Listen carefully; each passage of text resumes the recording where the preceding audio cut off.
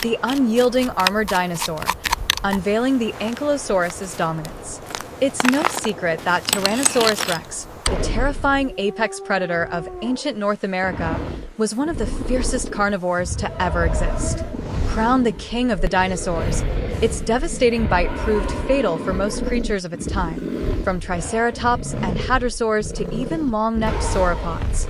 This is evident from fossilized bite marks left by the king of dinosaurs on their remains. However, there was one armored dinosaur that even a predator as formidable as T. Rex couldn't conquer, thanks to the hard armor encasing its body, the Ankylosaurus. As one of the largest armored dinosaur species ever discovered, the Ankylosaurus's formidable defenses made the T. Rex wary, and its club-like tail was a weapon to be feared. Understanding the Ankylosaurus's morphology. The Ankylosaurus was a herbivorous dinosaur classified under the Ornithischia order, a group of dinosaurs distinguished by their bird-like hips, which set them apart from sauropods and theropods. Ornithischians share key features such as a pubis bone pointing backward and deeply inset tooth rows. These characteristics are commonly found in the Ankylosauridae family, known for their wide bodies, short necks, osteoderms, and club-shaped tails. Researchers estimate that this massive tail could deliver a powerful blow of around 4,800 newtons in a single swing. To put that in perspective, a maximum force baseball bat swing generates only about 13 newtons. While being hit by a baseball bat might send us to the hospital, an Ankylosaurus's tail could certainly send its target to another realm. The Ankylosaurus's sheer physical prowess was a marvel of natural selection. Its robust build and heavily armored body were the culmination of millions of years of evolutionary refinement, allowing it to thrive in a predator-rich environment. Unlike other herbivores that relied on speed or size for defense, the Ankylosaurus' strategy was one of immovable fortitude. Its low center of gravity and broad stance provided an incredibly stable platform, making it difficult for even the largest predators to knock off balance. This static defense was complemented by its unique offensive capabilities, primarily centered around its powerful tail club. The estimated force of its tail swing isn't just a number. It represents the raw kinetic energy capable of inflicting catastrophic damage, easily enough to shatter bones and internal organs. Discovery and naming. The Ankylosaurus first appeared in the Late Cretaceous period, approximately 68 million years ago, in North America. Its fossil remains were discovered in the Hell Creek Formation in Montana, USA. The fossil was excavated during an expedition led by paleontologist Barnum Brown of the American Museum of Natural History in 1906. The remains included a fairly complete skeleton, notably osteoderms covering most of its body, and its distinctive club-shaped tail. Barnum Brown subsequently named it Ankylosaurus magniventris. Ankylosaurus means fused reptile, referring to its fused protective plates, while magniventris is Latin for great belly. Brown's choice of fused reptile was due to the protective scuts or plates that were fused to their skull bones. 2 years after its discovery, in 1908, Barnum Brown reconstructed the Ankylosaurus fossil, revealing that it was the largest Ankylosaurus species ever found, reaching up to 8 meters in length and weighing up to 8 tons. This was a truly colossal discovery, painting a vivid picture of a dinosaur built like a living tank. Its immense size alone would have been a deterrent to many predators, but combined with its armor, it became an almost insurmountable challenge. It's important to note that the Ankylosaurus wasn't the only ancient animal discovered in the Hell Creek Formation.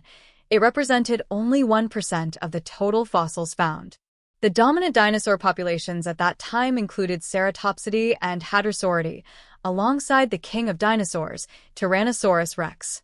Both of these herbivorous dinosaur groups showed evidence of T.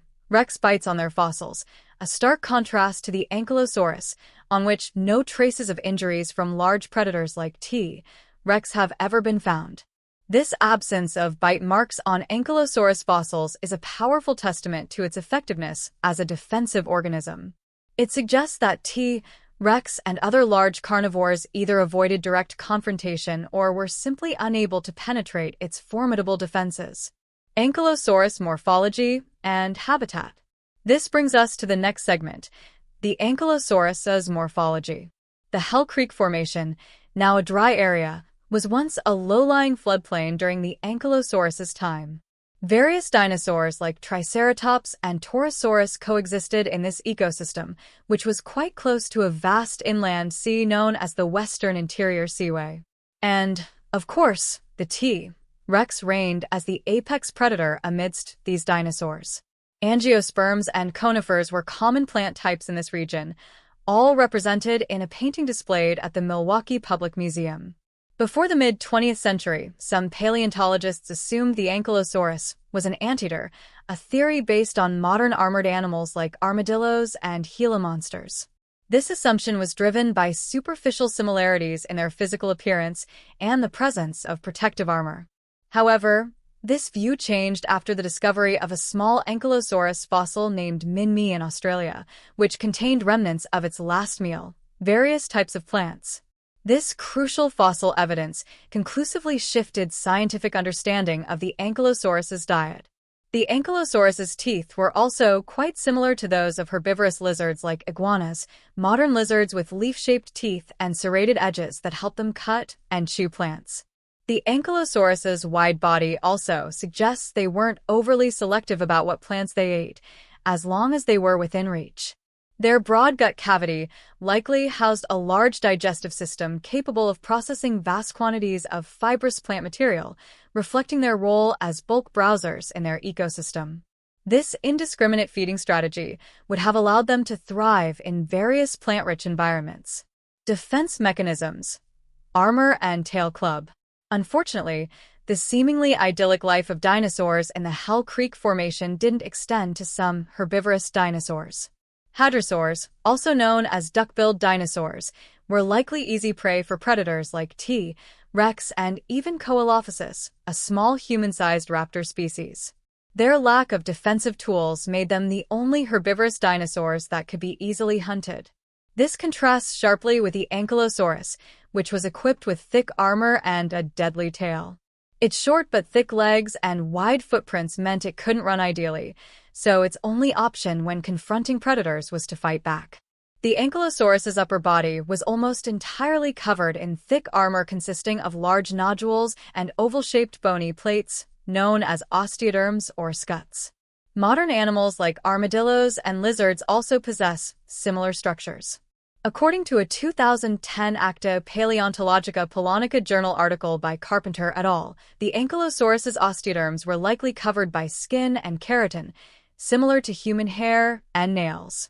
This armor was arranged neatly in regular horizontal rows along the dinosaur's neck, back, and hips. The intricate arrangement of these plates, some fused, others interlocking, created a flexible, yet incredibly tough shell. This wasn't merely a superficial layer. These osteoderms were integrated into the dermal layer of the skin, providing a robust, resilient shield against even the most powerful bites and slashes. So, was this armor so hard that it couldn't be penetrated by bullets? No research has attempted to prove this, but by understanding the nature of bullets themselves, we know that larger caliber bullets can easily penetrate armor. Crocodiles, for instance, which also have osteoderms on their upper bodies, are only impenetrable to some small caliber bullets. This likely also applies to Ankylosaurus armor, which served primarily as a defense mechanism against predators within its ecosystem, especially T. Rex. This armor was at least adapted to protect it from various threats, such as bites and slashes from predator claws. The armor's primary function was to absorb and dissipate the immense force of a predator's bite, preventing penetration to vital organs. While it might not have been literally bulletproof by modern standards, it was certainly effective against the biological weapons of its time. However, what truly made the T. Rex hesitate to confront the Ankylosaurus wasn't just its armor, but its club-like tail. Not many herbivorous dinosaurs in the Mesozoic era had such complete super-defense systems as the Ankylosaurus. Triceratops, despite having 3 horns on its head also used for defense, has been documented to have dueled with T. Rex until both died, as immortalized in the fossil named Dueling Dinosaurs.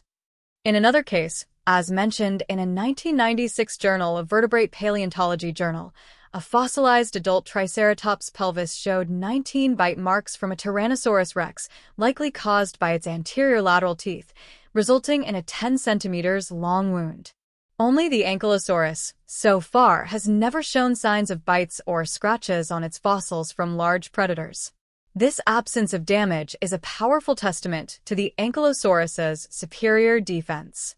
Its thick armor and large tail undoubtedly made the T-Rex think twice before confronting the dinosaur dubbed the Dinosaur Tank. The power of the tail club. So, how powerful was this tail that it made a dinosaur as formidable as the T-Rex afraid to hunt the Ankylosaurus? What we see today is a fossil of an Ankylosaurus tail that looks like a warhammer. This tail was formed by a collection of osteoderms fused at the end of their tail, forming a large and powerful club. This tail club was not merely a passive defense, it was an active, formidable weapon. Its structure, a solid mass of bone, was perfectly designed to deliver crushing blows. However, it's important to note that this tail wasn't as flexible as one might imagine.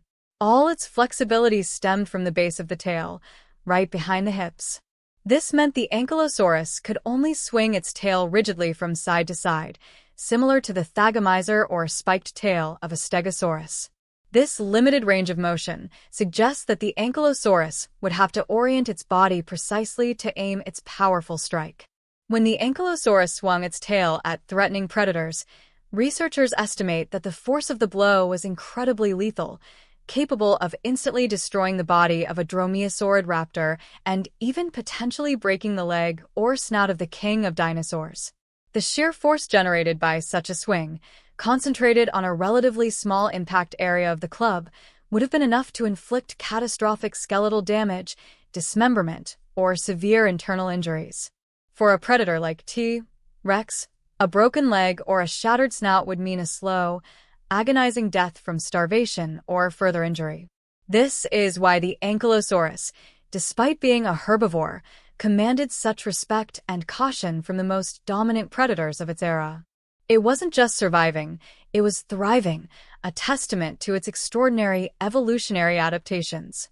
The Ankylosaurus remains a prime example of how nature can equip even the most seemingly vulnerable creatures with the means to defend themselves against overwhelming odds.